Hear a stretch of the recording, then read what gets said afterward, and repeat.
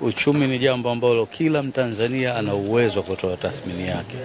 Sasa mimi niseme tu kwa kweli, ukilinganisha hii miaka minne na miaka iliyopita, hata kwa data ambayo imetolewa hapa, uchumi wa nchi umekuwa inakaribia 6% wastani hii miaka minne iliyopita.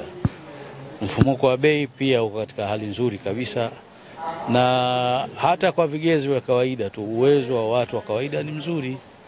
Watu wanaweza kuishi maisha yao, wakala chakula, watoto wanasoma, na mimi kwa binafsi nafikiri mambo ni mazuri kwa ujumla wake.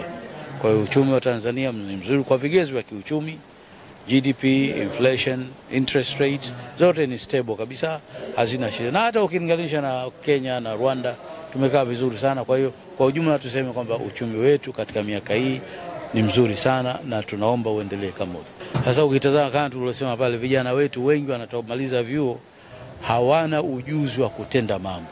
Kwa hiyo tatizo si kwamba uchumi hauwaingizi, wenyewe hawana ujuzi. Kwa hiyo inabidi tuhakikishe kwamba vijana tunawatoa sasa hivi tuwape ujuzi wa kutosha wa kufanya mambo baada ya kumaliza vyuoni.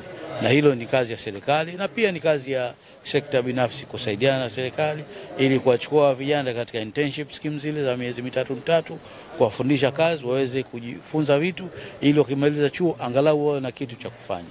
Hilo ni jambo ambalo nafikiri ni muhimu kulifanya baadaye. Lakini kwa sasa hivi uchumi ni jumuishi kiasi, wale ambao wana fursa wanazipata na wanaweza kufanya kazi na kupata kipato kinachowaridhisha wenyewe.